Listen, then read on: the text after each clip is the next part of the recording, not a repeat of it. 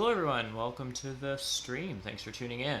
I've just been spectating another game while I was waiting for a match, and I just got one. So let me jump over to the game board and we can break down the setup here.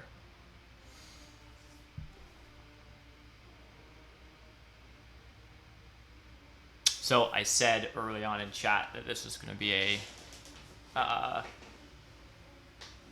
restream Dark Souls edition. I don't know why I thought it would be a good idea, but I suddenly just had the desire to listen to Dark Souls and Bloodborne theme songs while I was playing Terra Mystica to see if it would increase my gameplay at all.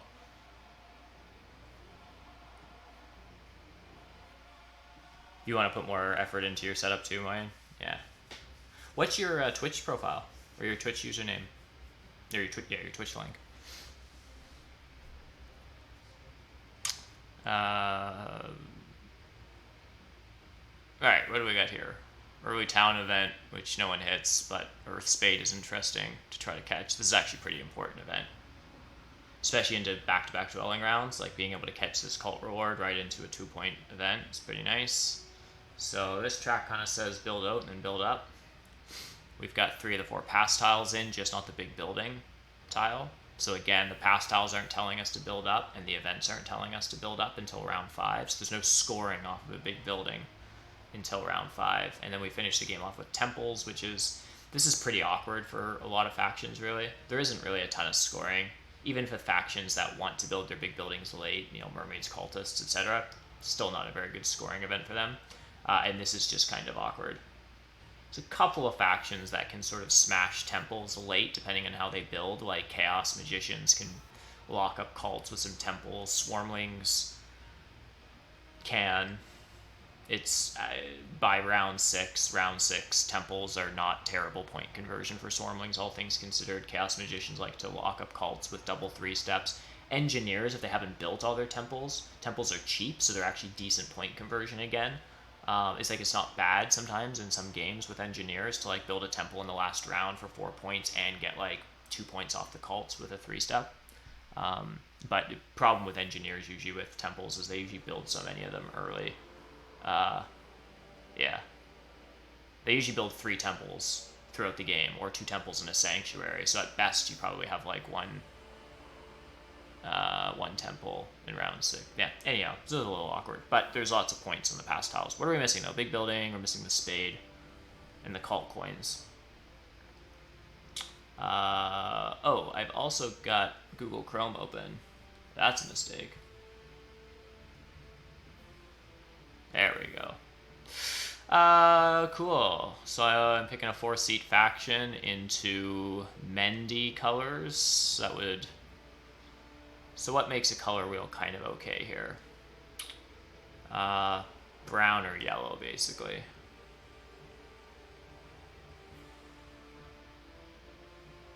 Yeah.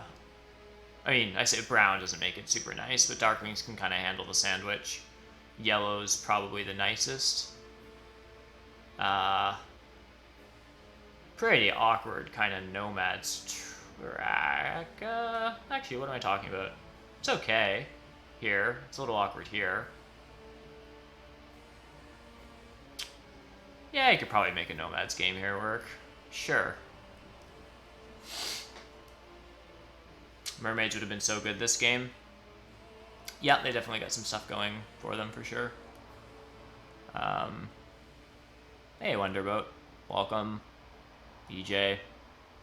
Oh, you started the VOD for yesterday's game? Cool. Yeah, it was a good time. It was really nice to have those guys on. It was a real treat. And there's a lot of viewers that tuned into yesterday's open table. And it's always hard to tell what encourages ratings. I mean, I've been putting extra effort into posting the open table stream lineups on Board Game Geek, Twitter, and Instagram, basically. And then just pushing them through various Terra Mystica Discord communities and stuff sort of in advance so people know about them. So I don't know if it's a little extra advertising, shameless plugs, or if it's the Saturday, the change of date, or the players around the table. You never really know what's sort of drawing people to tables, but you prefer the ladder streams. But it's a nice idea, and glad you're enjoying it. What do you mean by the ladder streams?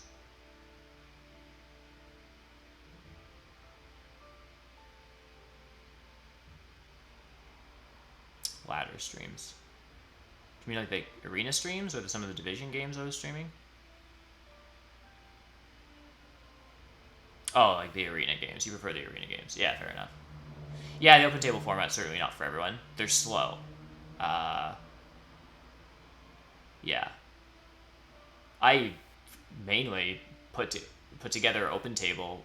I mean, initially for half selfish reasons because I just loved the format so much. There just wasn't enough of it. I like poured over Lumen's open table streams when I first started, like really learning Terra Mystica. Like when I was sort of in that like mid 300s elo kind of stage, I could put together a game, but was like trying to actually like understand stuff at a higher level. And just poured over. I watched every one of those streams. Some of them I think more than once. Just loved them, and then I just ran out of content. So I was like, I'm just gonna make my own because it's a good format for me to play in. Yeah, there absolutely is a league. So there's Terra Mystica Tuesday League. Yeah, TMTL. It's basically like, if you're familiar with Snellman and TM Tour, it's sort of using, I think, like a similar tournament methodology of like having ranked divisions. You play like a series of games with the same people. Some people get demoted, some people get promoted, and then other people are reseeded. So you sort of like, you could play season after season, start in a lower division and sort of rank up. That's kind of how TM Tour works, roughly speaking. So it's sort of using like the TM Tour Snellman site format, but in live play on BGA. And it's all just run through like spreadsheets. Zorus and T1 sort of head that up, so a lot of it's organized out of Zorus' server. I'll grab it, which is a public server. I can just share a link to that in the chat, and that's like you register for it and stuff through Zorus' server, in the same way that you'd register for F2O through the F2O's Discord server. Who's best here? Are Darklings just generically fine? Sure. Nomads are getting worker power, but probably not double dig. Is that the situation? And then Darklings probably just take an extra priest. Oh, this is one of these setups, right, where there's decent late game pass tiles in, like 6 coins is nice throughout the game. 3 of the 4 scoring favors are in, that's really good. But no one wants to start on dwelling scoring, ship VP, or the TP bonus in the first, like, really 2 rounds of the game for the most part. So it makes the opening pass tiles kind of rough. Basically, you have 3 quote-unquote good pass tiles. First seed is probably getting 6 coins. Well, actually, no. So Temp Ship is a funny one, because Temp Ship is a very coveted bonus tile for certain factions. Some factions, it's like, that's what they want, right? Like, if you're in 4th seed as Mermaids and a Dwelling Rush and can get the Temp Ship, it's like, that's 100% what you want. But for some factions, they just have no use for it, right? So it's like one of those pass tiles that's like, you either really, really want it, or it's like not good for you at all. With dwarves can't use temporary shipping. They can get the 3 power, but the extended range doesn't help them. So it probably was like worker power, priest. Dwarves will either just take 6 coins, because you're eventually going to run out of coins, so it's sort of like helpful for round 2. Maybe they take a worker, because it helps them. What does that help them do? It basically allows them to tunnel, as opposed, if they get spade blocked, they can just like tunnel to get a dwelling out. It's a 7th worker. Yeah. But yeah, it probably just goes coins, and then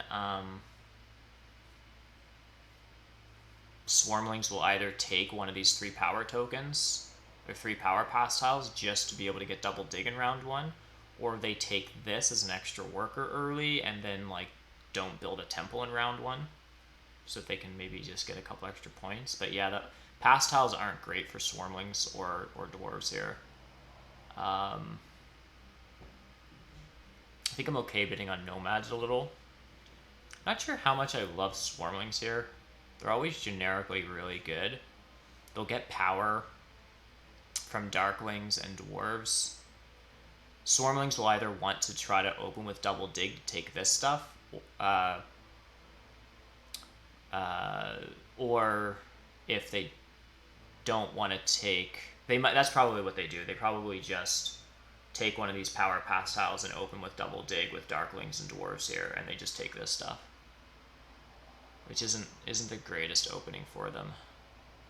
They're also just building a bunch of dwellings, like not in the dwelling round. It's kind of one of those tracks where they might prefer just open stronghold, temple, and spend their power on a priest to a cult or something, and then like double dig these rounds. But I think their best opening is probably just a power pass tile digging this stuff.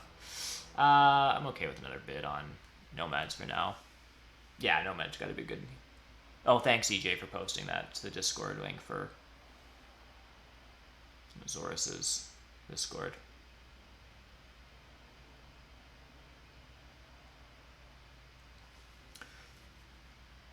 Yeah.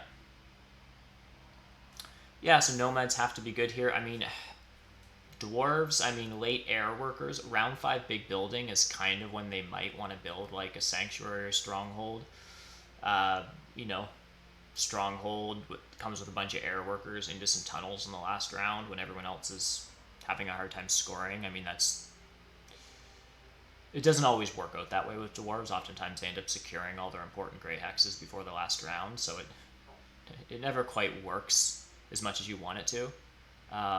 But this is actually, in some regards, a decent track for dwarves. They just want to get up to max worker production early. They sort of delay their trading posts, but their TPs are good. So like getting some out in round 4 is not bad. Both of these pass tiles in are kind of annoying for dwarves because it just means that like, well, everyone else it's hard enough in a game with 7 pass tiles to be like competing over the right pass tile that you want and passing order and getting a good pass tile, not getting like blocked and all that kind of stuff. As dwarves here, you're trying to do that same kind of dance with just like 2 less pass tiles that are good for you. You basically just like want this in rounds 4 through 6 or like this. Like it's gonna be that much harder. So it's a little awkward here for dwarves. I also just as nomads like starting worker power. If you could ever get double dig as nomad, you'd be laughing.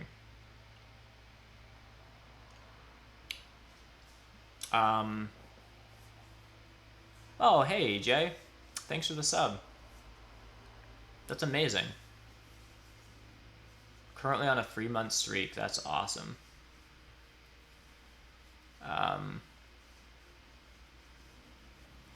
Hey, did the alert box go up on stream? I swear to gosh, I've like tried to make it pop up somewhere around here. I wasn't looking, and I'm always kind of late coming back to some of these chat messages. But when EJ, when you resubbed. Okay, thank gosh. It doesn't make a noise. I don't know. I'm always still figuring things out with Twitch. That's cool. Yeah, that's awesome. Right. So EJ, I think you shared your streak. Is that what happened? But it still popped up.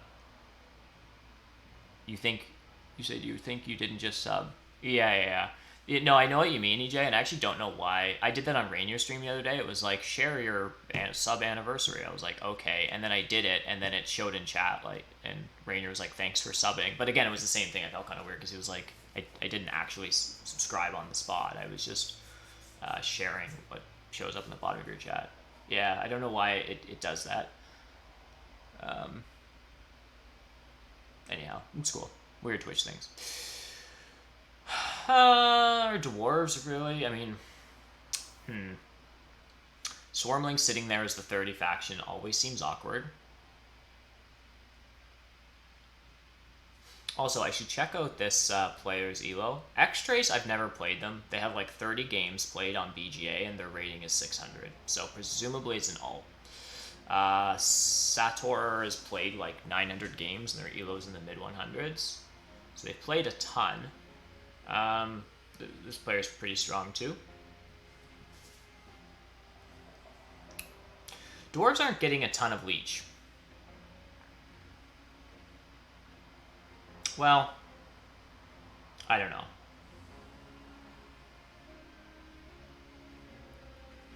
Because as Swarmlings here, you probably start G6 and D2. Normally there's a bit of like a power triangle over here, except for Swarmlings. Do you really want your stronghold here? I guess you could. You could just build a stronghold here, take these hexes. Try to take this from Nomads, even. Like, try to get these 4 hexes. Is better than these 4 hexes.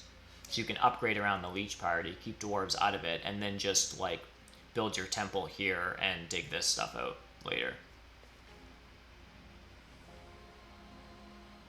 So maybe Dwarves do get blocked from power. I think I'm okay with another point on Dwarf or on Nomads here. Then maybe a point on Dwarves.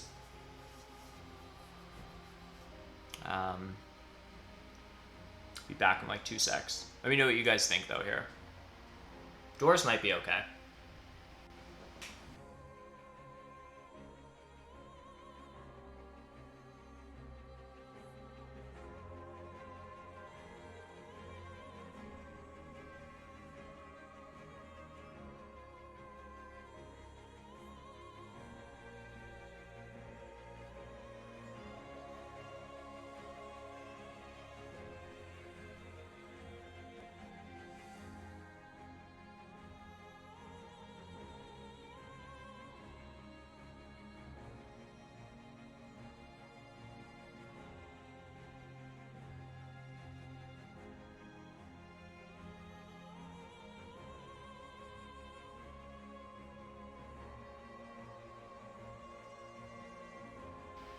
Alright, I'm back and I'm being a slow poke.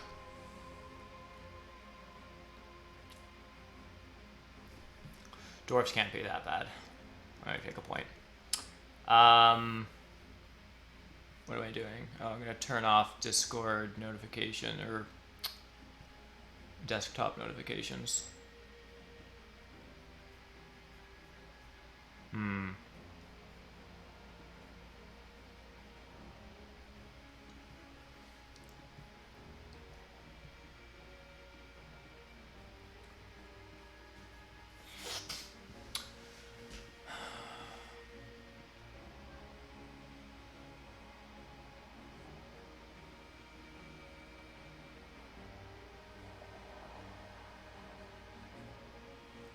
Question is, how bad are Swarmlings here?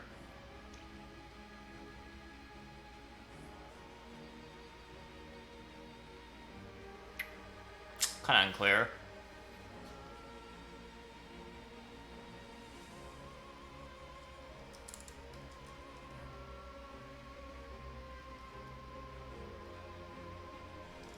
It's one faction I don't really know how to evaluate very well.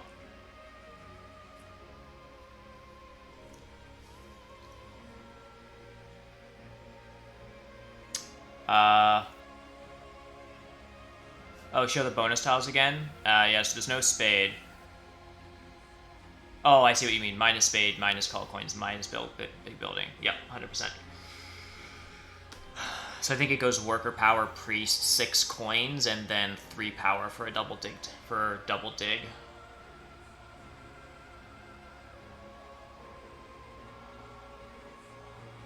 Which means dwarves opening could be a little rough. Because I don't think they even get the power to take a single spade. So I think Nomads just get single spade. And depending on what this Darklings player does, you might just be able to start here and open single spade on this.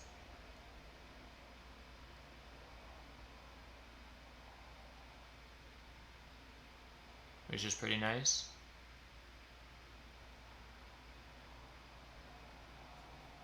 Alright.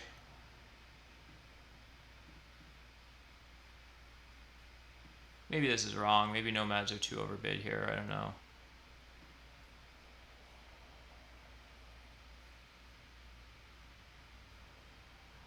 I kind of feel like I could make it work for Nomads.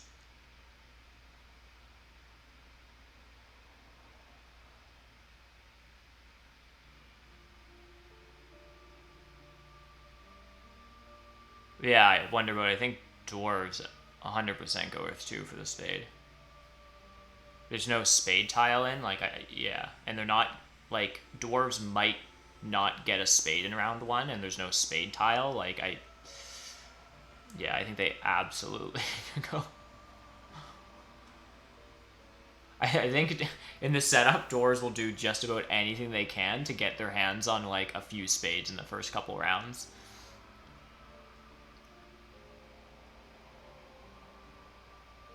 And Swarmlings are just annoying because like I don't know if it's even how good it is. It's probably pretty good just to take the spades away from the table with Swarmlings. I always hate taking these pass styles. Is Swarmlings in first seed? It just kind of feels like a ripoff. Like you get the double spade, but in terms of extra stuff into your economy, you're not getting that much. You're just getting 3 extra power, and yeah. I'm just doing normal nomads things, D3, F3, and then trying to figure out where my next dwelling goes. If Swarmlings for some reason go D5, then I probably go E8 just for Leech. But I don't go E5 otherwise for just Leech from Dwarves. It's not enough. So, I tend to go B4 more often than anything else.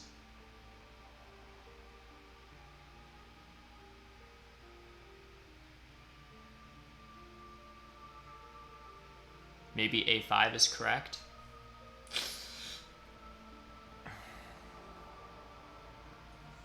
I think nomads are basically hoping to like get single spade. Like, well, they get a single spade almost certainly. If Swarmling's first action is to upgrade, then Dwarves just single spade first action.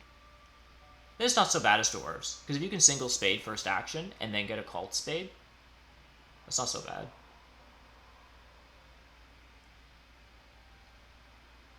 Yeah, so I'll just do this, just to... Oh, okay. Do all my...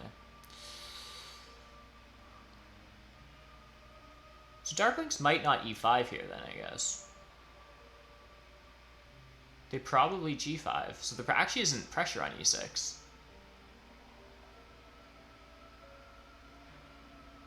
Maybe. With Nomads, I think I do build a temple for Earth 1 in round 1.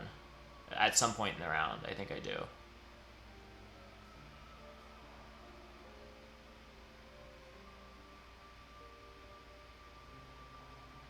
I think.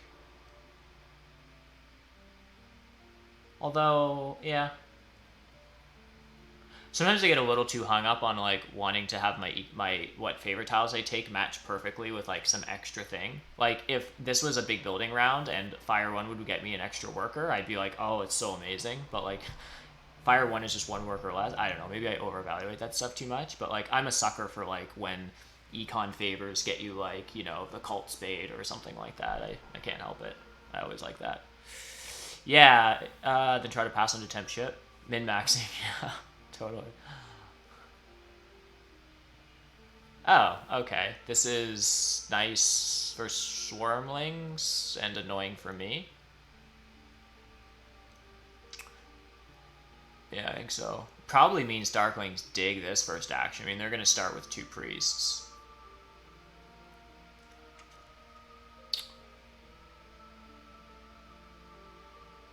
Which means I first action single spade. Here, probably.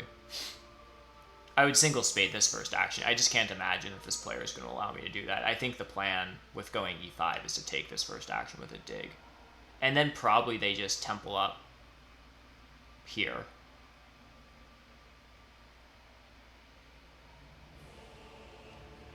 It is annoying. Problem with A5 is I just don't want to get into a fight with... I don't know. Never really know A5 or B4. A5 you kind of have to be committed to prioritizing B2 over Dark, like, so Darklings can't get it.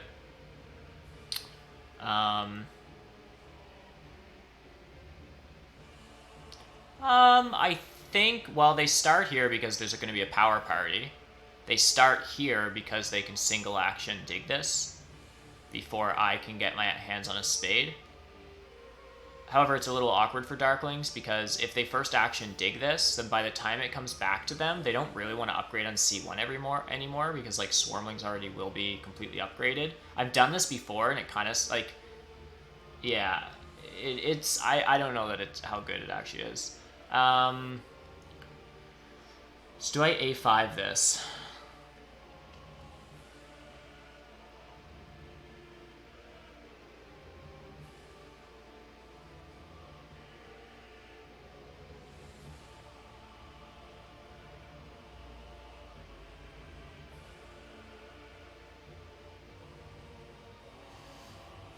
Maybe I do.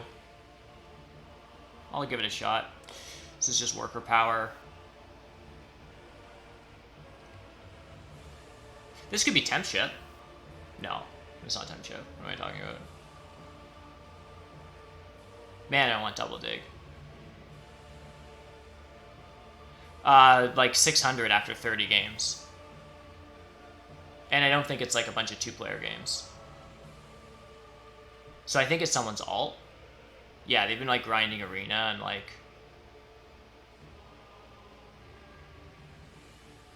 I don't know, I guess they've... Yeah, you know. They're doing well.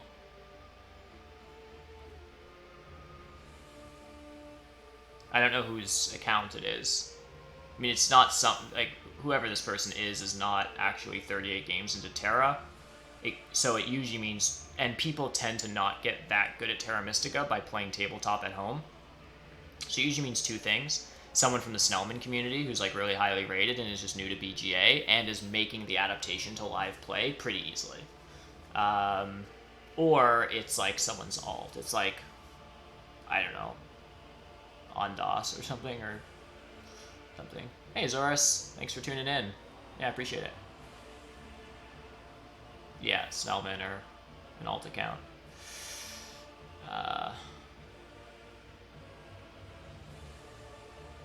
So I said this Dark Souls music was going to make me play better. We'll see if that's actually true. It's supposed to amp me up. Also, Terra Mystica is supposedly a fantasy game. It doesn't really... Its theme doesn't really apply very well to the actual gameplay, but... Yeah. It's kind of like a fantasy RPG board game, sort of.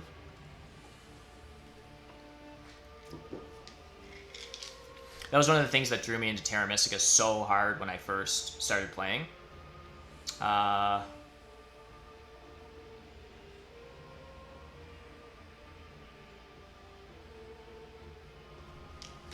Was the asymmetric factions.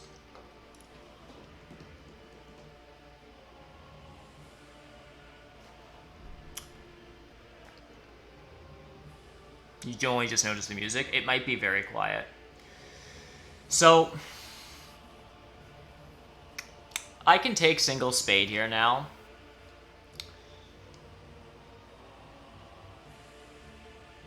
If I do, I'm giving up any opportunity for double dig this round.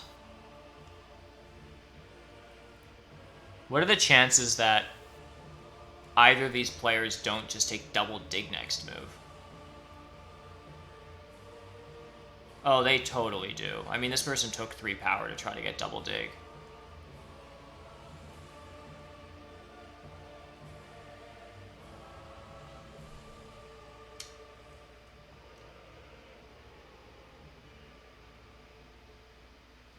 My problem is if I upgrade right now, by the time the power actions come back to me, it could be Swarmling's double dig and Dwarf single dig, and then my power is like...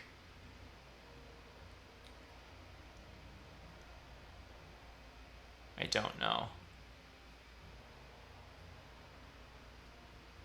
Because I could trading post right now and try to see if spades come back to me.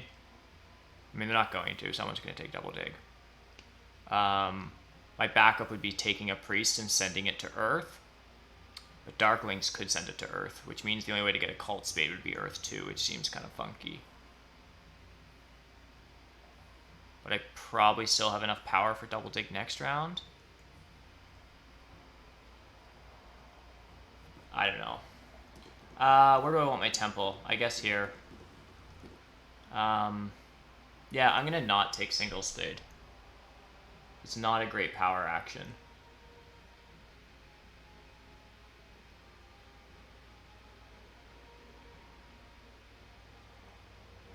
X-Trace also might just prefer...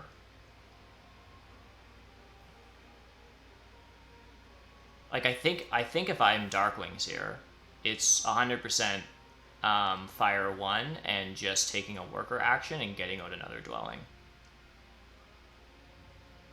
So my new plan here now is trying to get a priest to earth.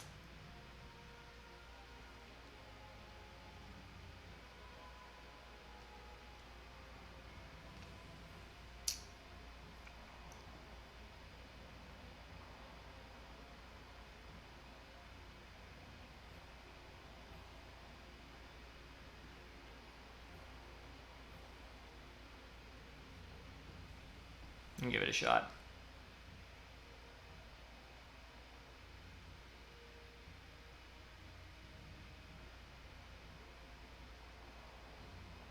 Could also earth 2 as nomads.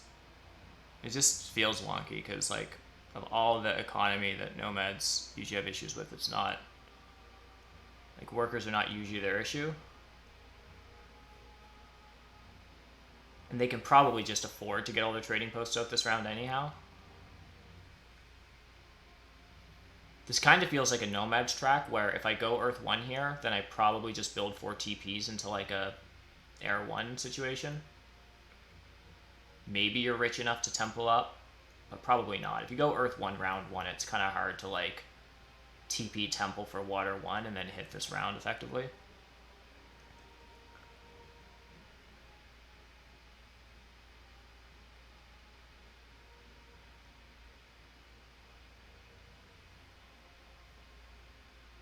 This is probably Earth 2 from Dwarves.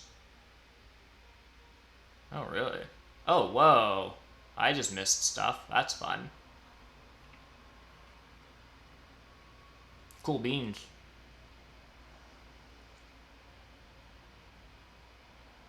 Yeah, 5 power priest to Earth.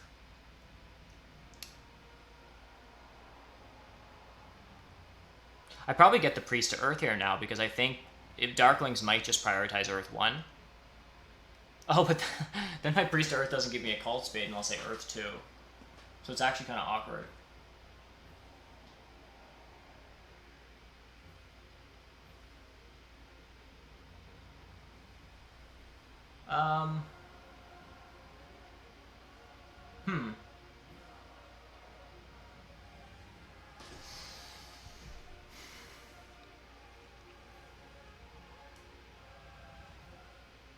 How much more power am I getting? Not a ton. A priest to Earth would give me 1. If I took Earth 1, it's just 1 power. And then I probably get 2 here. So I'm getting like 1, 2, 3, 4 power. Which makes my power... Oh, that's enough for double dig. Alright. This seems really goofy. I don't know when the last time was that my first 2 moves were just doing this, but... I guess sometimes it's okay just to be a jump.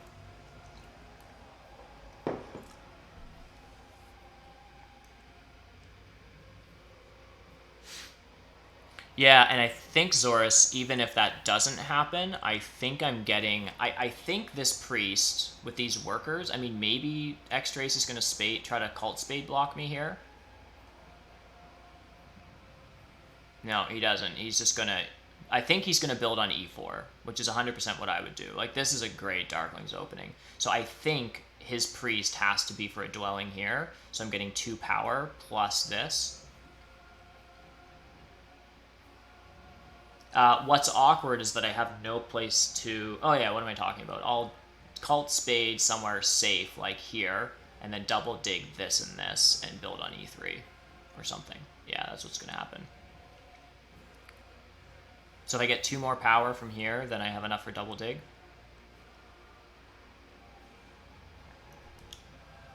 Yeah, my power bowl would be 063. So this is kind of a slow,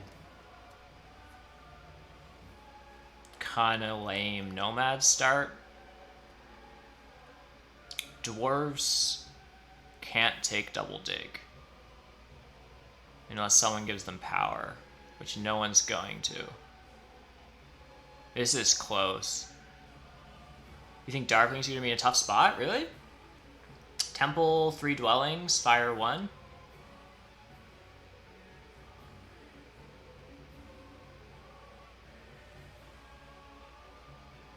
Not much expansion after. Yeah, it's very true.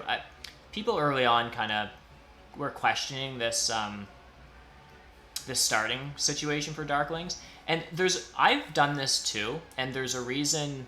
Yeah, once I take B2, there's a reason I'm not a huge fan of this. So there's sort of two things going on with Darklings that are both really good. First of all is going a C1 start with Swarmlings. If you're everyone just upgrades and there's a big power party. So that's fun. And then maybe it's a stranded sanctuary, you don't connect, that can be fine, or you like do some awkward bridge towns over here late if it's worth it, whatever. In a perfect world, you like contempt ship through all this stuff and it's a lot of fun. But yeah, just building a sanctuary here for a bunch of power is nice. Oh, that's awkward. Oh. You know what's happening is I think I'm just passing for, I think I'm passing. Am I passing for the ship VP just so I can get out secure double dig? Sorry, I'll get back to this Darklings rant later. I was really hoping that they would build on E4 this turn.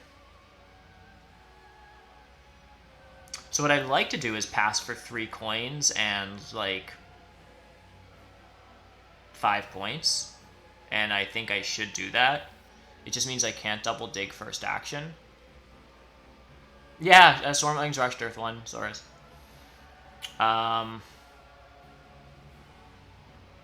So turn 1, dwarves can't use their power for anything. They would send a priest to a cult, and then they'd be able to take double dig at the next turn.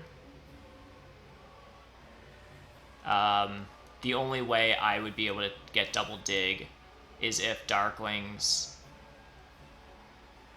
first action built a dwelling here, which doesn't seem likely. I think as much as I hate this, I have to take the power.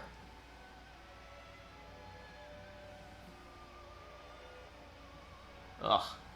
That's... doesn't feel great. So back to this Darklings rank, because it's important. So, like, building a sanctuary here, if you're committed to it, and just joining the leech party, and then just figuring out stuff later is totally fine. The other thing is, with nomads in the game, if you don't care about Earth 1, or there is an Earth 1 pressure, or whatever, yeah,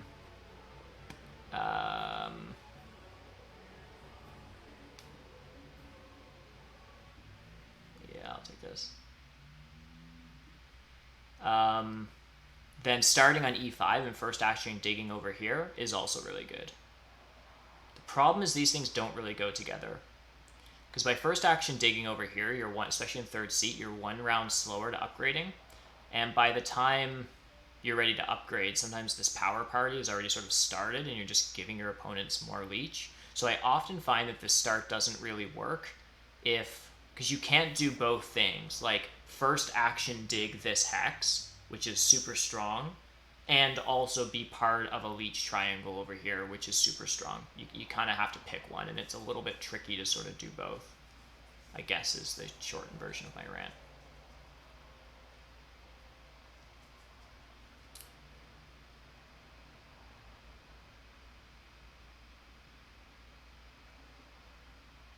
Okay.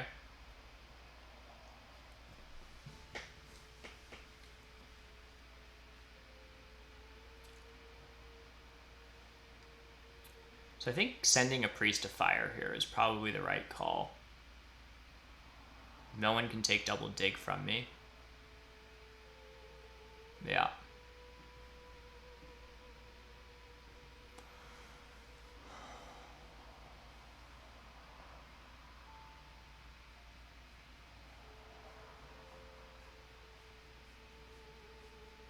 That's good, Zoras. I appreciate the feedback there. It does seem kind of wonky, but nomads are kind of resilient in their openings, and yeah.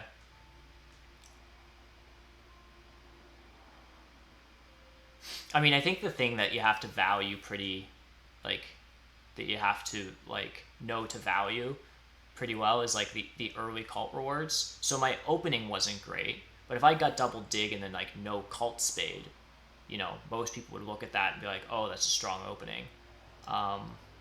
In this case, I didn't get much of an opening, but I did get the priest to earth, so I got a cult spade. So my round one opening did include like an extra spade of stuff, essentially.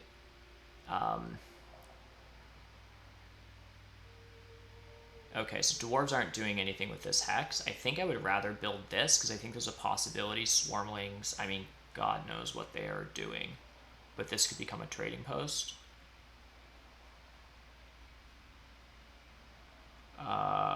I think this is a really smart move from Darklings. Okay, so I think I'm just going to take my spades now and do this, and then build here.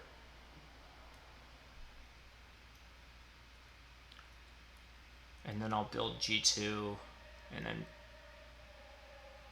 G2, and then B2.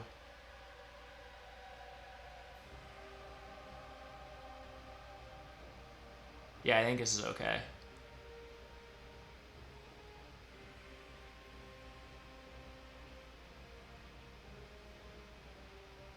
So I think in games where if Earth 1 is important to you as Darklings, and you miss out on it, sometimes the response can be, I missed out on a scoring favor, so I just need to take another scoring favor really quickly. And so often it's just like they just take Fire 1 or Earth 2 into an early Water 1. An early Water 1 can be okay depending on what your game plan is, but I find oftentimes that can be the wrong, a hard dig in a dwelling. Okay. I don't know what's going on. With a faction like Darklings, you want to get so much priest production a lot earlier than other people. Like, it's good for you for points, for economy, for everything, that you end up with more favor tiles than other people. So I think often the smartest response to not getting Earth 1 as Darklings is sort of doubling down on your economic decision and just going double econ with your Sanctuary. What that allows you to do is it gives you the extra economy needed to build your next temple earlier than you otherwise could afford, in which case you take Water 1 then. So if you take Water 1 as your second favor, like, then your next priest production probably isn't for another round, let's say. So like going double econ doesn't sound as risky as with Darklings as it does with other factions, because you're still getting Water 1, you're just getting it like, and you're getting your other temple earlier, which is just like more priest productions, which is more points. Yeah. I think the same is true for cultists, because cultists often want like 2 early temples into a sanctuary kind of thing. So people have caught me playing double econ cultists, and it's not quite as like spicy as it would be for other factions, because like you're still getting probably like Water 1 and Fire 2 or something like that as scoring favors. Anyhow, everyone's passed. I'm done ranting. I'm out of resources unless I want a trading post. No, I don't. I don't have the stuff for that. So I can take another priest. Or I can take Tempship in a dwelling round, which gives me some power.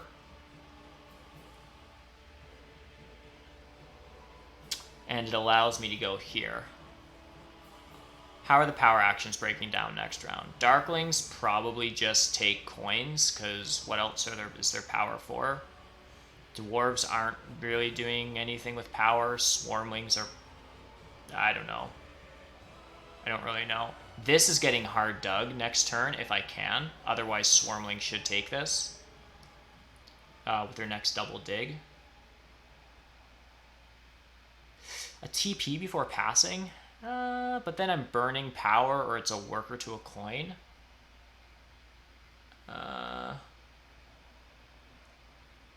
Not sure I love that. Be interested to hear why you think that would be strong. I mean, I trust your intuition on that, Zorus. I think I'm just doing this. Yeah. I go through phases, as many people know who watch my streams and interact with me on Discord and stuff, of like rants, things I have like obnoxiously strong opinions about. Um, and I've been trying to work out some math of like what the relative difference is between workers and coins. And I mean, you know, lots of people have like long before me made similar comments, but that like TPs, you know, don't really do much for your economy. I guess what I'm trying to say is like spending two workers to decrease your worker production by one and give you two coins. Like, yeah, I don't know. Sometimes I just find that like even in games where you're kind of coin short, um, just having early workers to hard dig in a dwelling round and stuff just seems better or something. I don't know. That wasn't very like um, yeah. That didn't sound very smart. Uh, what happened? Darklings with coins. Dwarves sent a priest to water. Swarmlings took single dig. I think I'm just hard digging this. I'm building a dwelling. And then building a dwelling here and sending my priest somewhere. I think this is okay.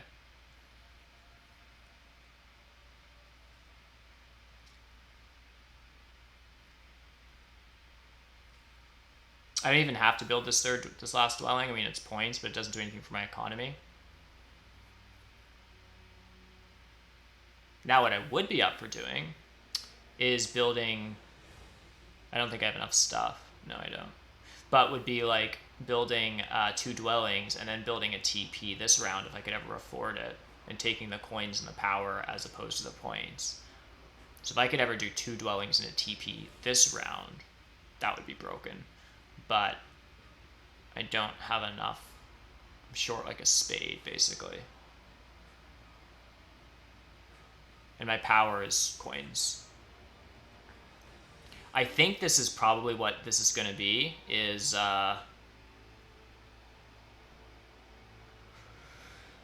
it's a dwelling passing onto this if I ever could, and opening with a coin action, and then just building out 3 trading posts, and I'm like super happy.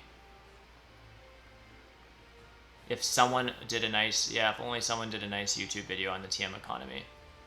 Yes. If only.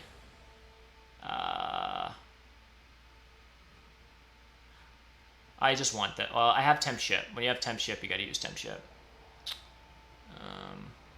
Oh, here's an interesting thing, though. Am I getting any leech this turn? Super unclear. Probably yes. What are Darklings even up to? They've upgraded shipping. They're going to upgrade shipping again and build this stuff out. I do get some leech. I think there's a weird world where I might worker to coin here so that I can save power for a coins action without burning below 6.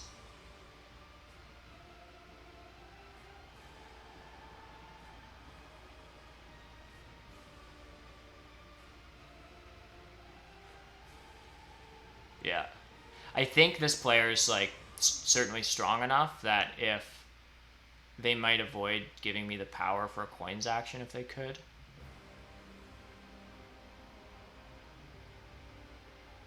But now I feel like they'll just give me power. Like they're not incentivized not to. Like I think I might just get this power and this power. I might have already had it this.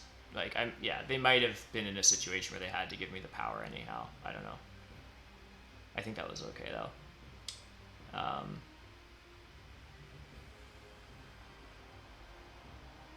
Dwarves taking workers to that's annoying. So I guess here I'm just taking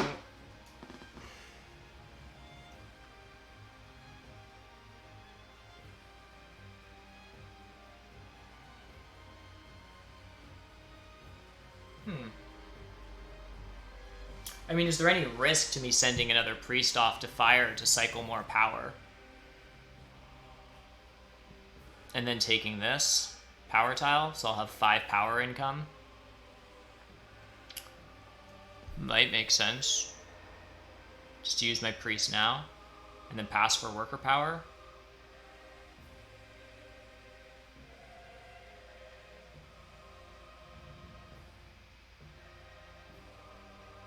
Huh.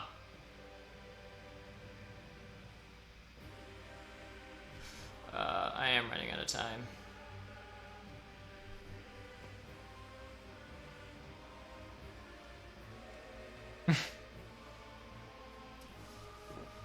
Yeah, Zoris, your videos do have like really good audio.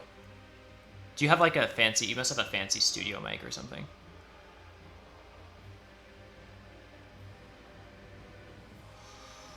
Yeah, George, if only we had extra coins through favor tile or something.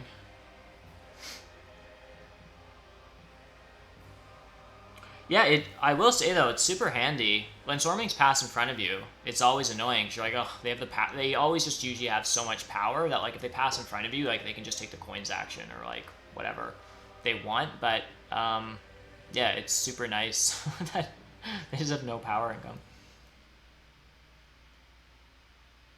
Ah, well, there is a bunch of power, so they can take coins if they want.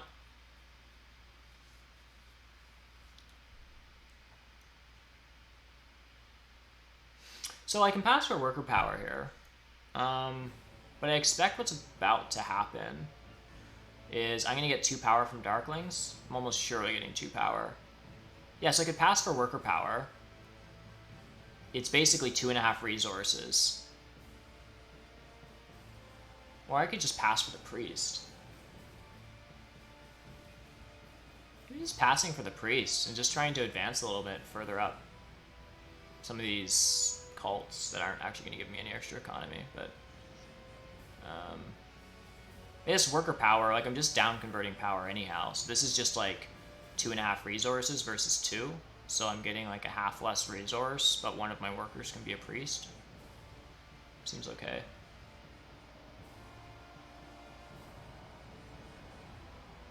I think I'll just do this.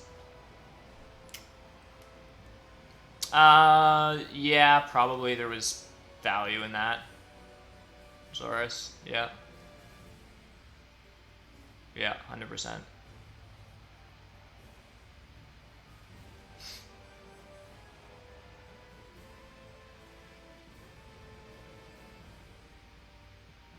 So if I want to 3-town this game, I need 2 sandstorms and a bridge.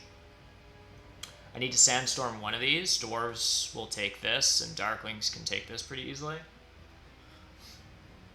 So it'll be tricky, but I would need to sandstorm one of these in round 5. And then this guy, which is going to be left open for pretty much ever. Or this, even. This is actually better, because I'll have a neighbor here with dwarves.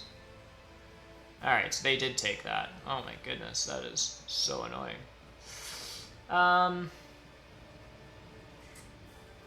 Okay.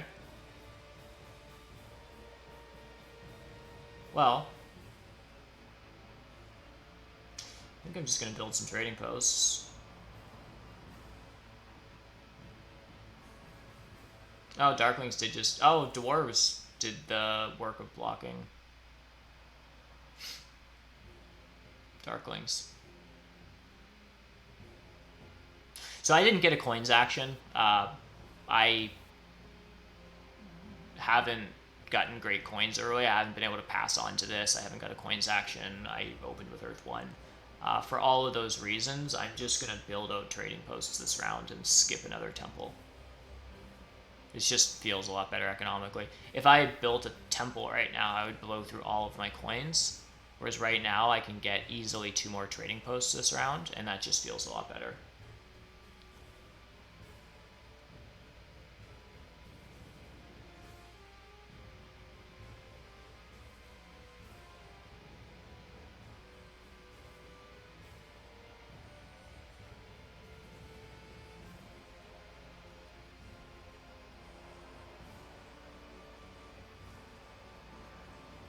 This could also be a 2-town game, I'm not really sure.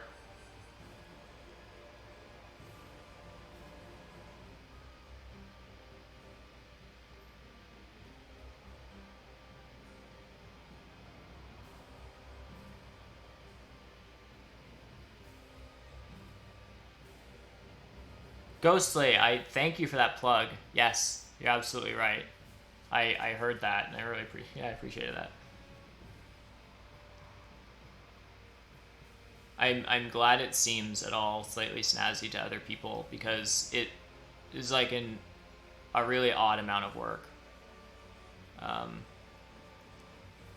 yeah, the power for all four, for sure. I think the other thing is like maybe sending a priest to Earth.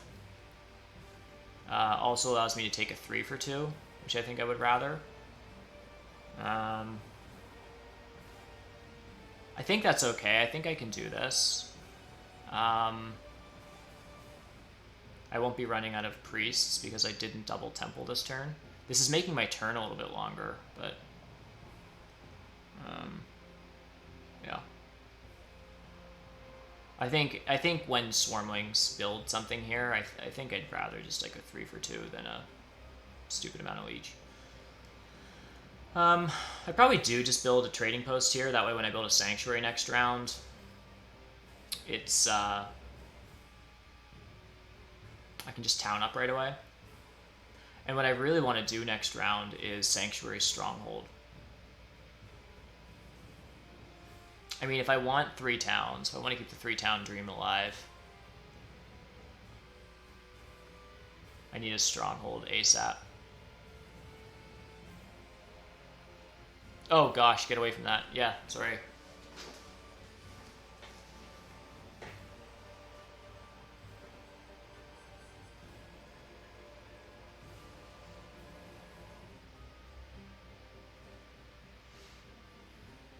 It's actually okay value in 2 key town here. It's probably going to help me win Earth from dwarves.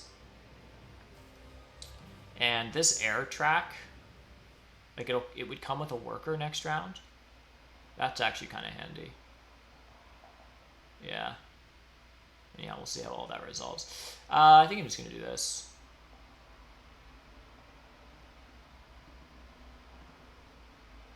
Who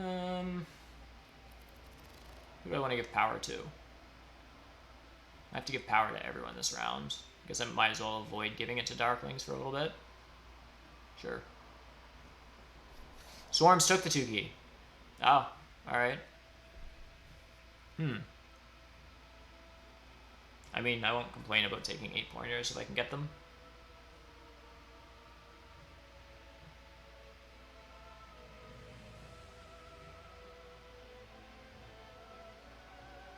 I'm certainly happy with 3 for 2s. They're basically just expensive coins, but I think it's okay.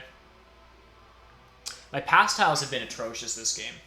I haven't gotten like this or the dwelling pass tile in like rounds 2 or 3, or the TP bonus. That's one definitely like a downside to my game. Is I have not been hitting pass tiles very well. Okay, this is better. So I took a 3 for 2.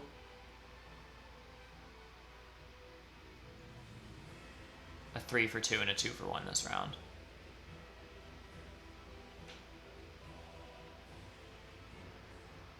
Okay, that's okay.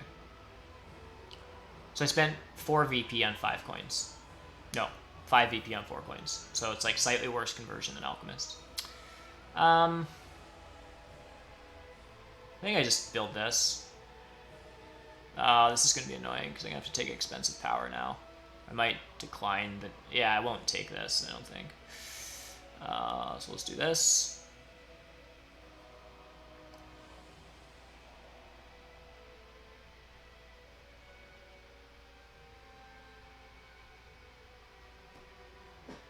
All your power is belonging to me. So what's that a quote from?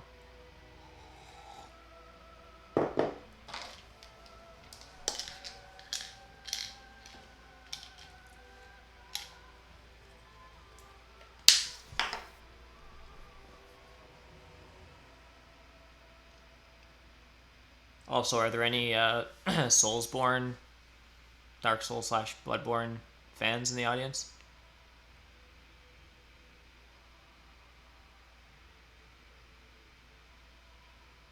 In case anyone who's tuning in is wondering what the weird churchy sounding music is, they're like Gregorian chanting. It's basically just a mix of Dark Souls 3 and Bloodborne soundtrack music.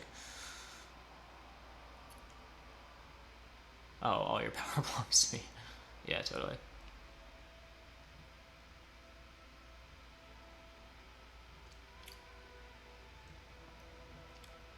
So overall, I think I'm in okay shape here. Dwarves are having a... I don't know, kind of an odd game.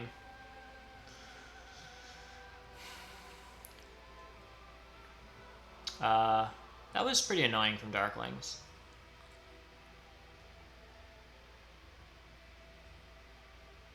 I guess there's an argument that I should have hard dug that this turn, because I have enough resources to hard dig down a dwelling and build a TP.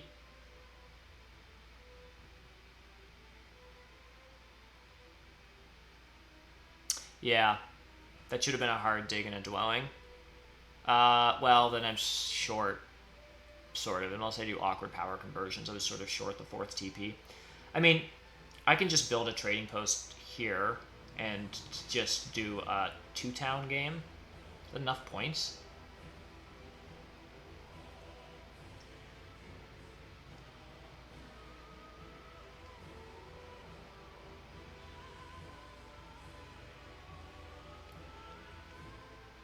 Otherwise, I would need to double dig this after this gets sandstormed somehow, which is hard. Because if you invest 2 spades into this and then Darklings just single dig this, you're toast. Yeah.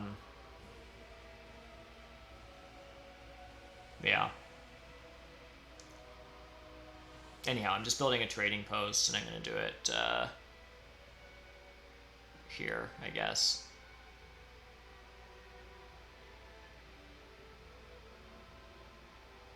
Yeah.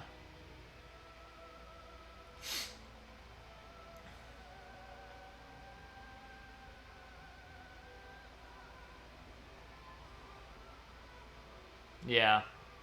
The only other way it could go 3-town is if you actually like moved my sanctuary over here, which would mean another temple. But if you're planning on building a stronghold and another temple, that's like a big game, because now you're talking about like, yeah, it's a lot of stuff. I don't know.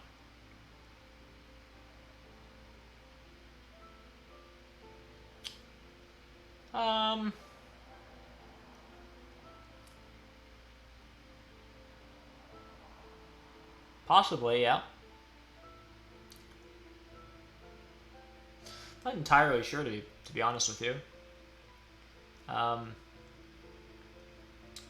Darklings can disrupt this at some point in the game. They probably won't, because they need most of their priests to carve out a town. But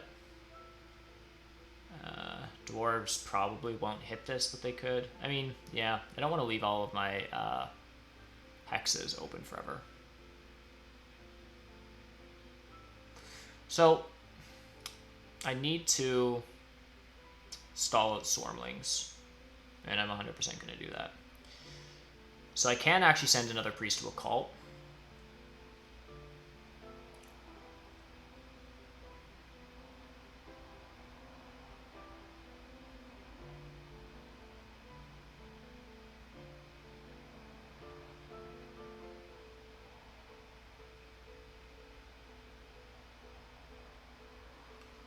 I mean, I could just send it to fire.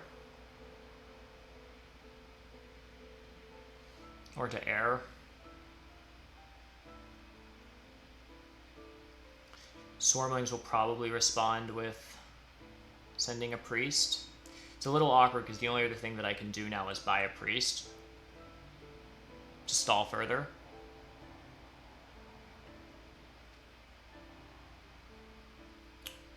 I think it's just important enough for me to do it, even if this becomes a worker.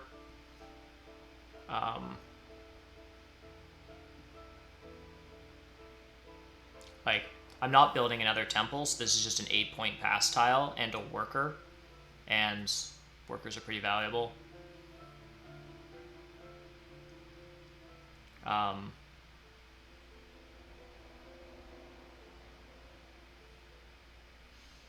So I'm just going to hang on to this priest. It doesn't need to go to a cult right now. So I'm just going to pass. I'm going to pass on to this.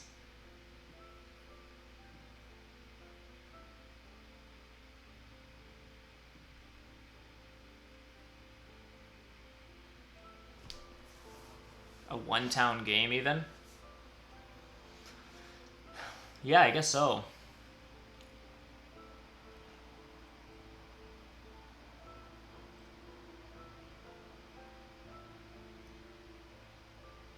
My past tiles have been worker power, 3 power without a coin even on it.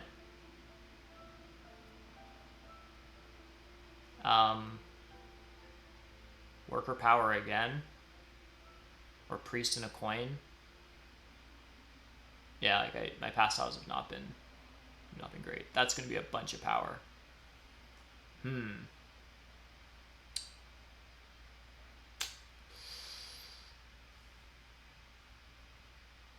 Azorus would stay on his streams. What do we do with that? My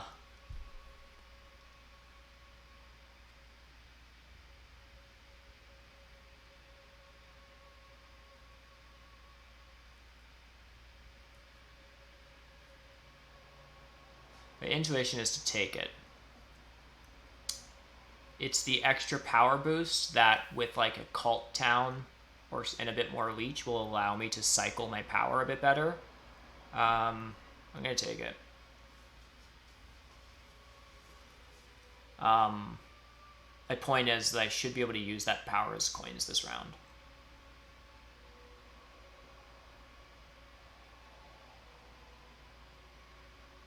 So, you guys like the one-town game, eh? So I think the Sanctuary is just so much better. It doesn't cover up my trading post.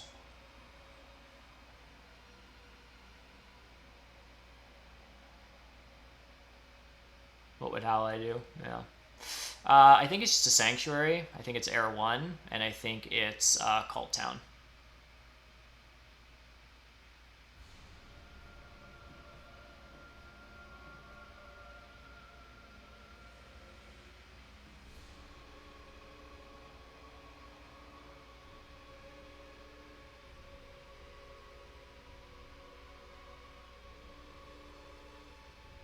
A one-town Nomads game.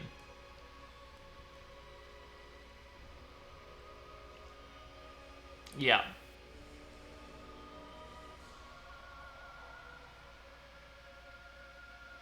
Yeah, I feel like the only times I don't take power in a game are when I pretty much auto-decline it, of like, oh, I'm not taking that. But almost any time I'm like, I wonder if I should take that power. Like, I don't even know why I asked myself that question, because, like, I'm just going to take the power. Like,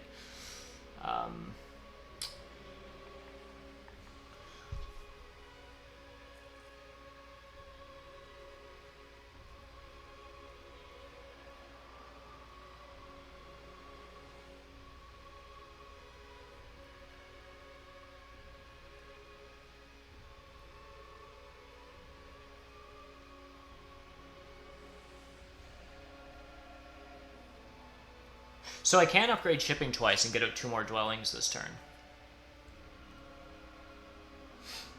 I can also build a stronghold.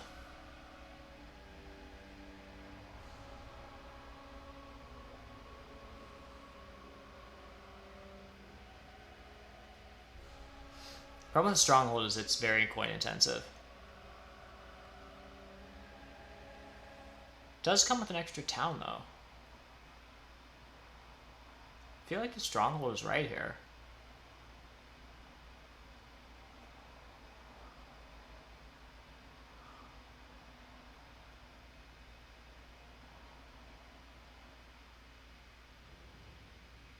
Yes. 3 TP points, and then converts 4 coins into power. So it's 3.5 coins. Yeah. So it's a bunch of resources to help me get a town. I lose 3 points and a bunch of coins. So that's an expensive damn stronghold. Alright, I'm going to trust your guys' judgment on this. I think then what I'm doing is I'm advancing shipping. And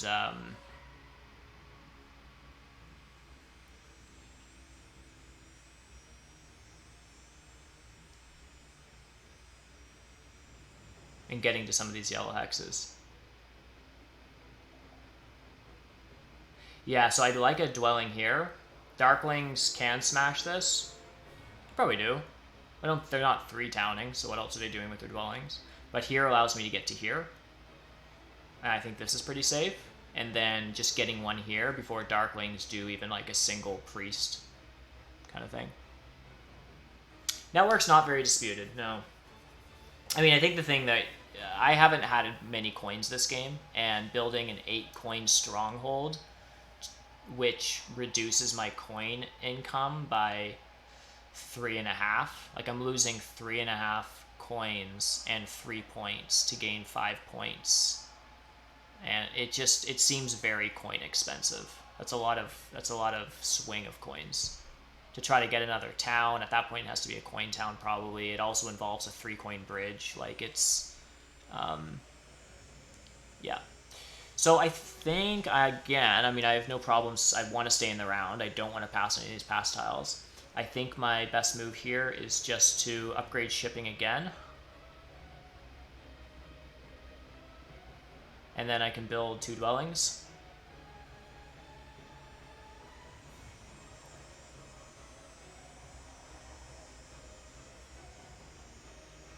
Yeah, Darklings have lots of resources.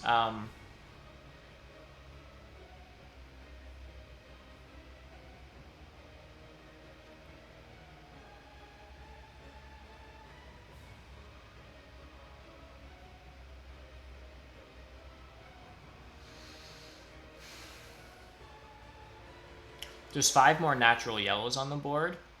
I think I get to 4 of them. I imagine Darklings probably take... Okay, yeah. They're going... Yeah, they're really trying to mess up my network. Okay.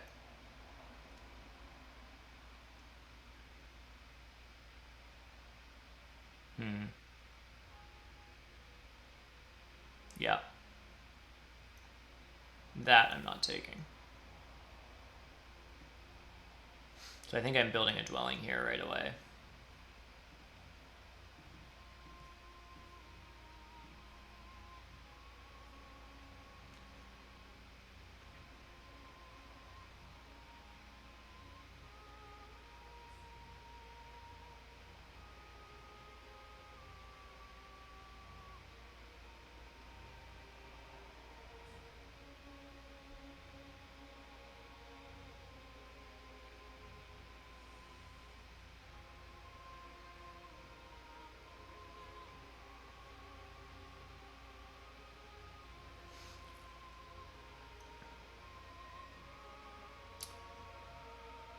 So Darklings, I think, almost certainly stay in the round. But Swarmlings might pass on the dwelling pass tile, which would be pretty annoying for me.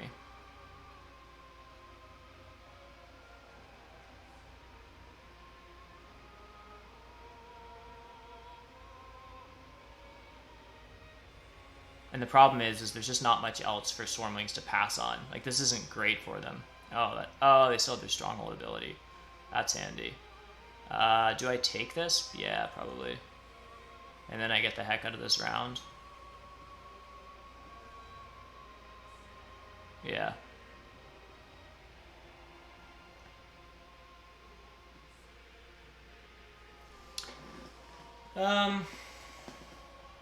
So I either get coins or double dig. Both are pretty good at this point. I don't even know what I would build a temple for. There aren't any 3 steps that are particularly helpful. I might need a temple to lock up Earth or something, but I'd probably build a temple for at some point this round. But otherwise, my priority is just getting out 4 dwellings. And that's going to be tricky.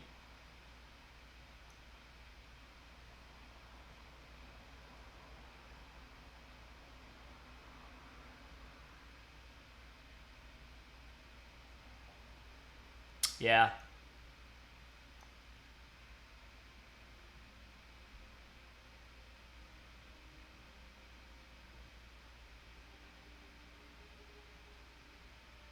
Alright, I'm just taking coins. That's the first coin action I've had all game. Round 1 and 2 were okay for me. But a lot of stuff didn't break super well most of this game. And I think the big thing that's will ultimately hurt my game at the end is pass tiles. In games when you have like 3 points pass tiles, by like mid to late game, like they're generally what you want to try to hit. I mean, it's very contextual, but largely like you want to try to utilize the points on these pass tiles and then the trickle of resources that come in. And then for the turns that you don't get one of these points pass tiles, like you don't get the shipping VP on a dwelling round when you're planning on upgrading your shipping or whatever, like the turns you miss out on a good pass tile, yikes, you want to just get like a good boost of econ. And so when the coins are in and the cult coins and stuff, you basically want to alternate between like, you know, hitting the TP pass tile for a worker and 8 points into like a 7 coin pass tile. So like every turn is like lots of economy or decent points. But when you have those awkward passes mid game where you're getting like a priest and 2 coins, or like you have to pass on the worker power again, like dwarves had to do here, like that's where it gets kind of awkward.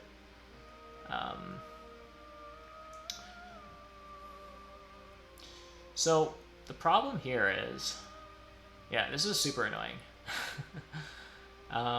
3 ship doesn't really get me very many places.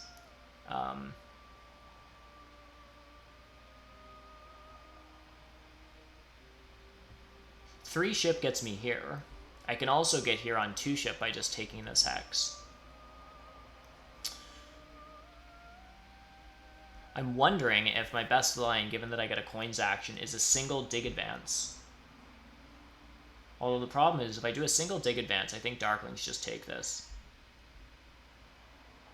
They're playing fairly aggro, which kind of makes sense. They're just 2 towning and they're already connected. They just have extra, like they don't need to carve much else out. They just want to take hexes that they can build dwellings on to fight for network and interrupt me, I think. Yeah. So I'd like to do a dig advance and then take this. But the moment I do a dig advance, if Darklings take this, I no longer have a priest for a 3rd shipping. So I could just hard dig this. This would be 5 of my workers.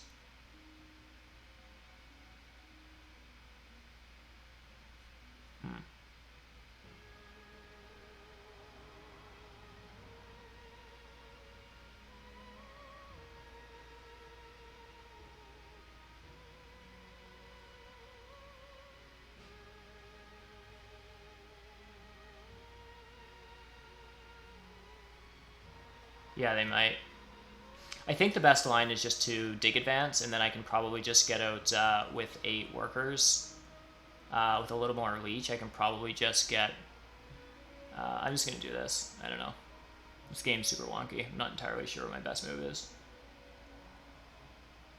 If I get a 2-for-1, then I can just take any 3 hexes that are brown or red. So this, or this. Yeah.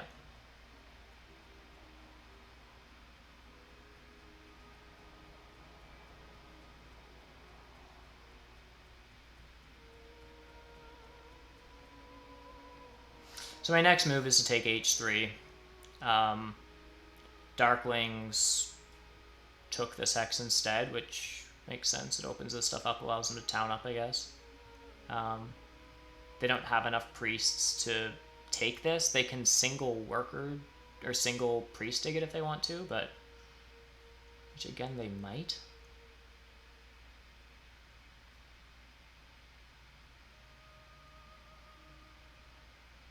Yeah.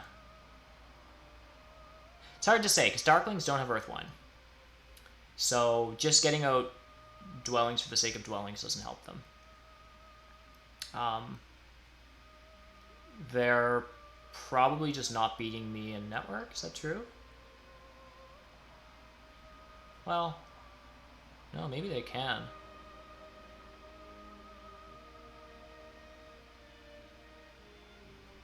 It's not obvious that I'm going to get 4 more dwellings out.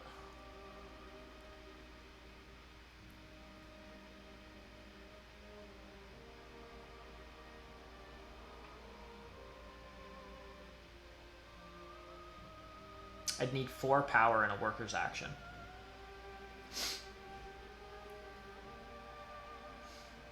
If Darklings put a priest in H1, then I need a 2-for-1 to get 3 dwellings out. I probably get 3 dwellings out, which means I'm left with 5 structures on my board. So, right? And so Darklings literally just builds 2 dwellings to tie me on network. Yeah, so Darklings win network here. Yeah, Darklings definitely winning network.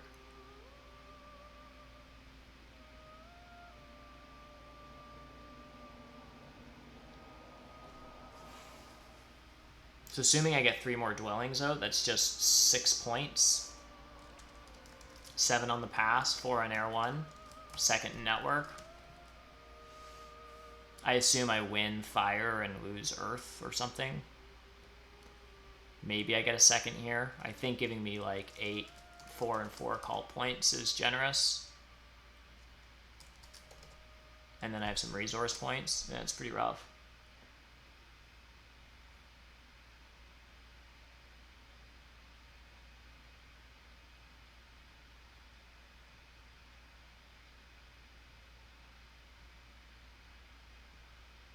Yeah, and I probably have like a resource point left.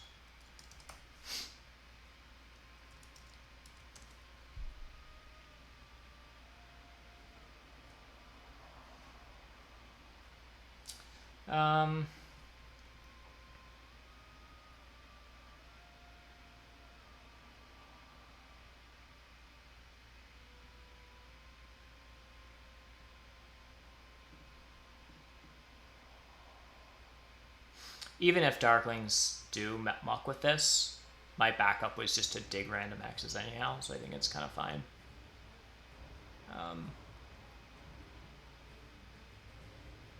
Well, it's not fine, but I mean, it's not like a wasted dig.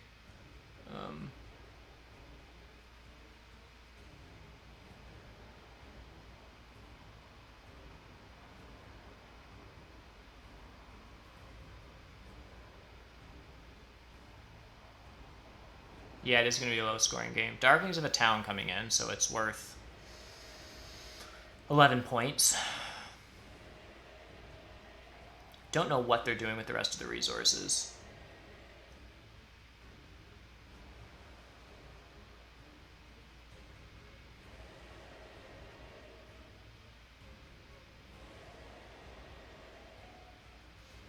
They want to end with all their trading posts on the board, and they're going to want to get 2 more dwellings out so that they can beat me on network, I think.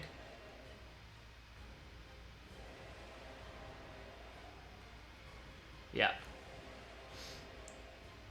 So they're definitely building 2 trading posts and 2 dwellings, which is 16 resources.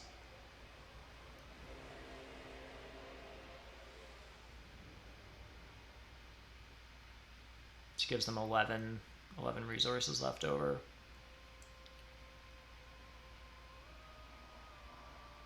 Yeah.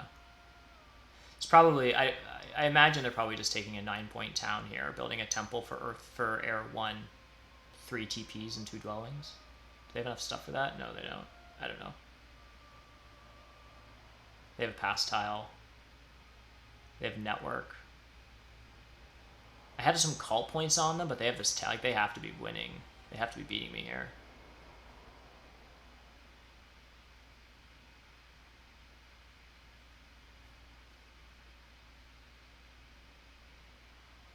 Or play on water call, yeah.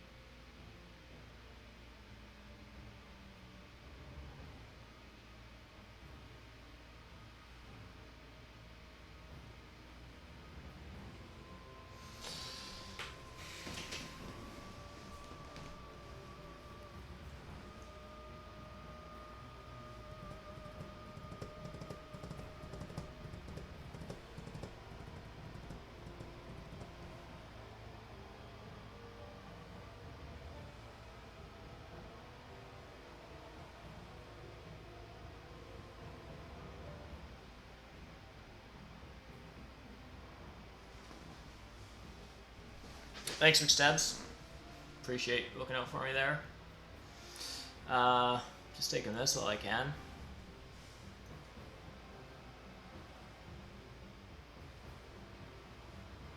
I can't remember the last time I played Nomads and only got in one town.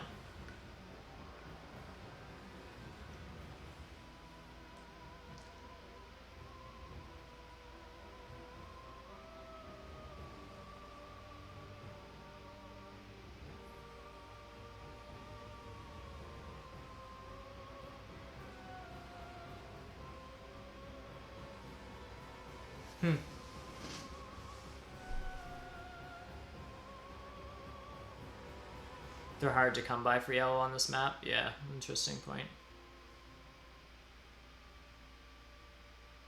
Yeah, I remember when I used to, like, was early on in playing Terra, like, you know, you often don't, it's hard to get the Texas Nomads, it's like black will take it or brownsing or whatever. And so, like, so often there'd be this, like, bridge town, and that was just, like, standard Nomads. It was just, like, you always took this, like, town. But it's actually pretty awkward, because, you know, forces a stronghold, it forces a sandstorm and a bridge, it's, yeah.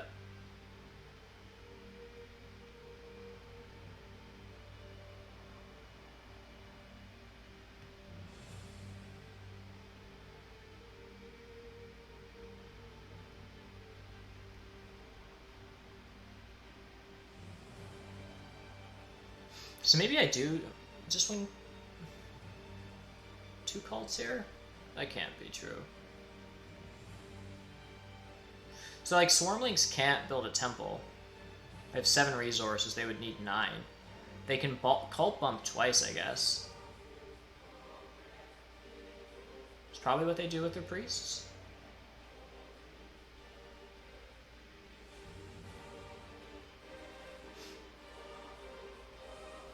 Oh, he's on the ship BP. Yeah. So that's nice. Like, if I get 20 cult points, that would be pretty handy.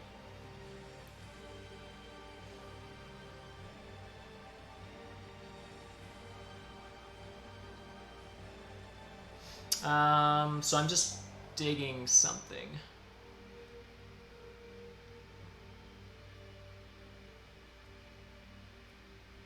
I don't think it really matters what I dig. There's a possibility that Darklings... No, they don't come here if I dig this. They already have an open hex, and they're only building one more dwelling.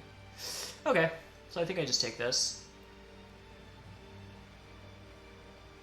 A1, yeah, I could just dig in and not build that.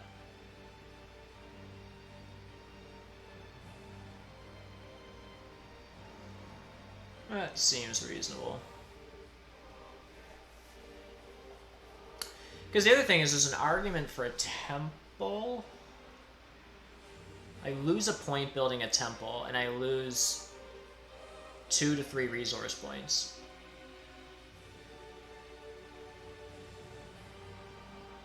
It's probably not worth it.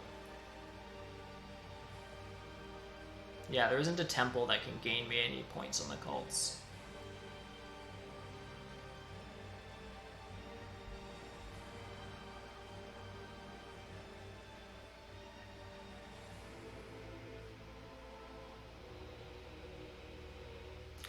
I could, in theory, build a temple for Air 3, take a worker's action, and build a dwelling.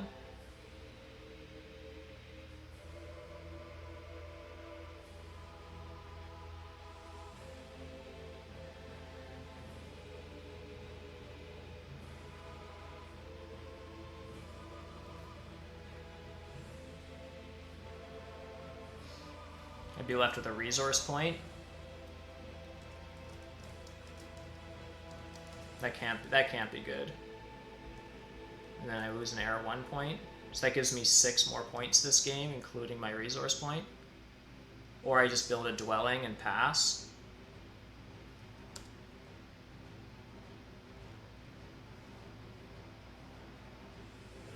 Yeah.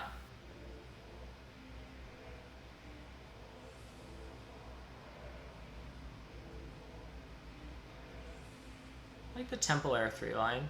Yeah, maybe the dig was just silly.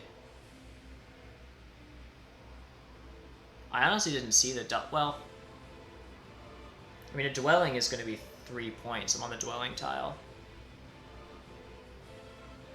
I'm like really bad at some of these end game calcs. All right, we'll go with the.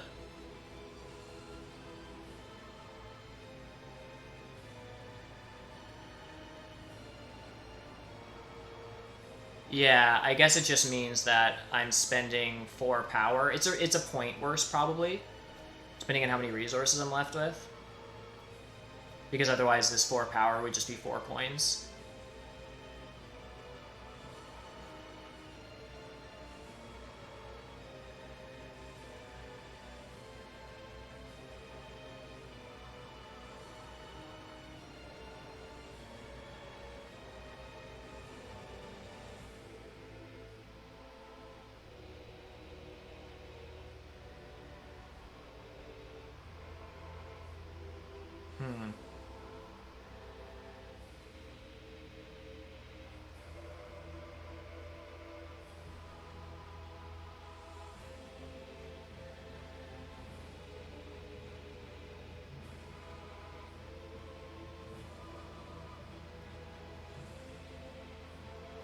Yeah, I guess the Temple for Air 2 is still worth 6 points here. And the second temple doesn't decrease my Air 1 value.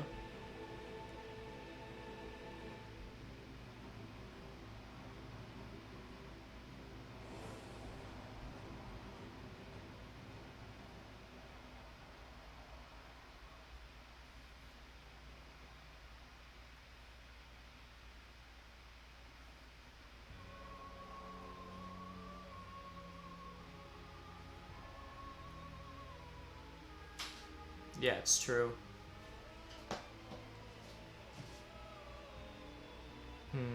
Okay.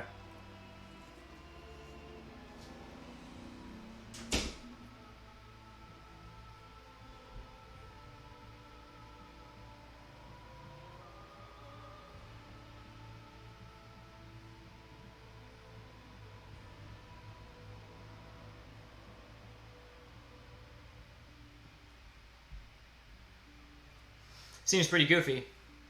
So I have 8, 8, and 6 on the cults. 12 on network. I pass for 6 and 3. Alright, it's more points than I had a while ago.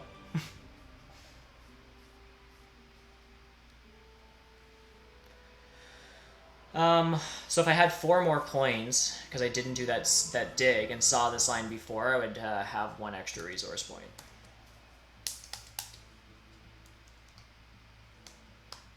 If I was left with 2 coins at the end of this, then I would have to evaluate that mistake as 2 points worse. But I should have had 5 coins left, basically.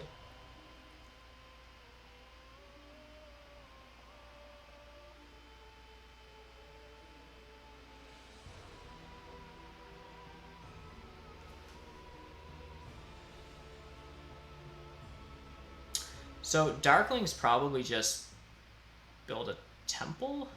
It's kind of awkward because they're on the trading post bonus. But yeah, that's gonna be a good amount of points for them. That's all I've got for this one, folks.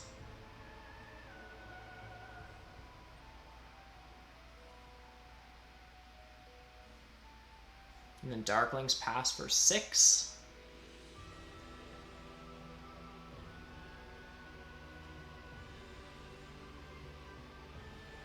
And they have some network points on me. 6, 6. It's tight. It might. I wonder if it's going to be this point. That dig. Tie, maybe? I don't know. I will say, I'm kind of bad at endgame stuff. Darklings by 2. Okay, that kind of actually makes me feel a little bit better. Yeah, it has to be by 2, because I have 6 points on him here, but he has... Oh no, he has 6 network on me. So it is a tie.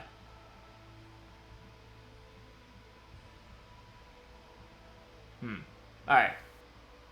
Dig bad. Dig bad, people.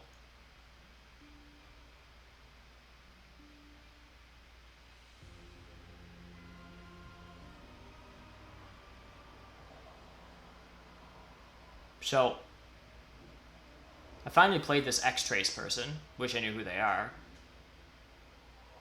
I know how to find who they are. I'll invite them to open table. Yeah, it is kind of rough. Yeah. But, I mean, you know, in a sense it's okay, right? Like, I played this last round kind of like, I don't know. Like, I was out of my normal element for how I play nomads. Like, I'm sort of stubborn. I want 3 towns and all this stuff. And then I was, played this round kind of be like, I don't know, I have Earth 1 and a dwelling bonus. I guess I'll just try to get dwellings out. When the analysis is actually like, no, look closer. Darklings already have network, and you already have second. So that's been decided a long time ago.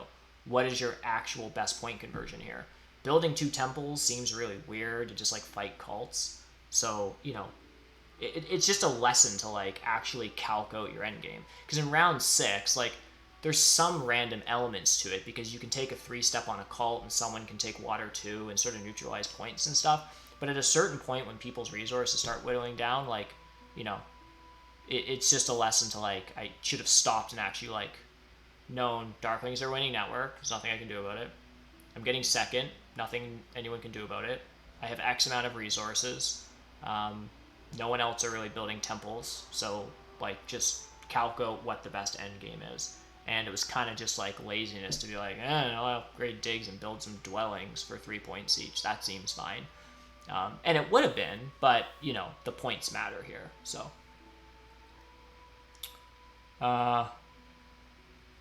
least you've seen Elo change. Oh yeah, because we didn't really lose much Elo, given that he's a fairly high-rated player. I guess he was in 3rd. I don't know how Elo's calculated. I guess because the 2 people that beat him both have quite like a decent head like jump on him. And then lower ranked players just hardly lose any when they're playing against people who are like 4, 5, and 600. But anyone know who X-Trace is? I think I'll invite them to open table, see if we can find out.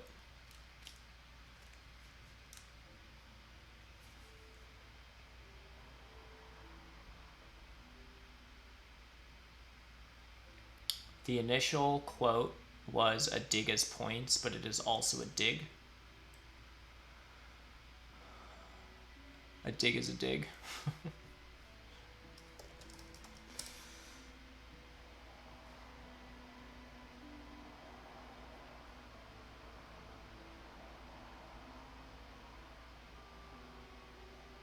Yeah, it's kind of an ugly game.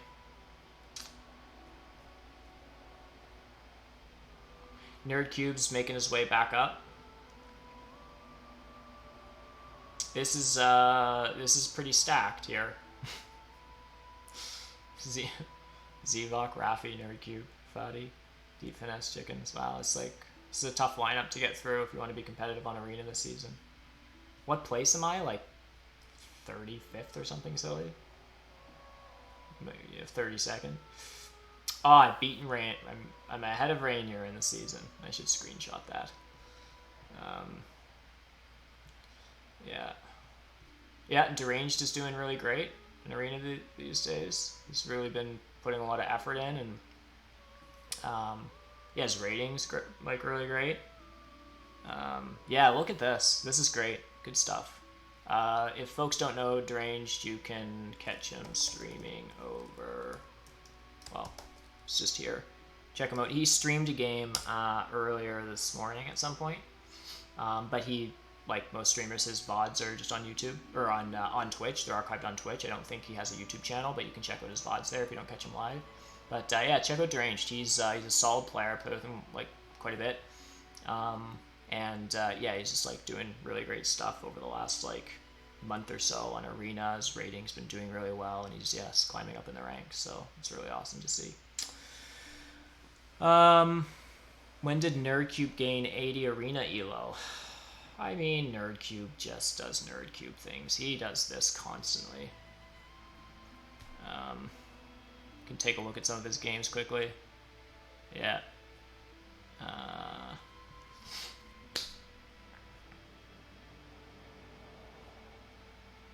I mean, the guy knows how to grind, right? So What's the date today?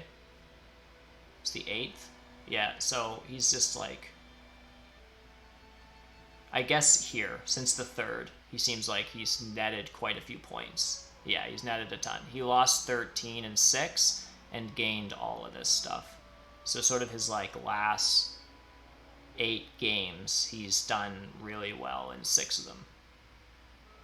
Yeah, so I guess to answer your question, like this week past, he seemed to just like skyrocket from 1670 something to, yeah, anyhow. So Very Cube's certainly back up there, playing competitive. Yeah, anyhow, I'm having a lot of fun this arena season, just back to base, no landscapes. It's a good time, lots of fun. So I'm sure I'll just continue streaming when I get a chance. As I mentioned on yesterday, I've got Open Table again on next Saturday, which is going to be cool. That's the one with Juho Snellman and Zivok. So tune into that. And yeah, but I think that's it for me. I might stream another game in a little bit. I'm not really sure what else I've got going on today. So if you don't already follow the channel, just yeah, give the channel a follow, or you can jump into the Discord. You'll get notifications through both places when I go live. So one more, it's possible. It just depends. I got to check on a few things and see what's going on. I've got some plans this evening, so I might do one more. Yeah. Check out the VOD later. That'd be awesome. Good to see you, Major Tom. Yeah, thanks so much, everyone. Appreciate it. Thanks, Loris, for tuning in. George, the rest of the gang, chickens. Always good to see you guys. I'll see you on the next one. Bye for now.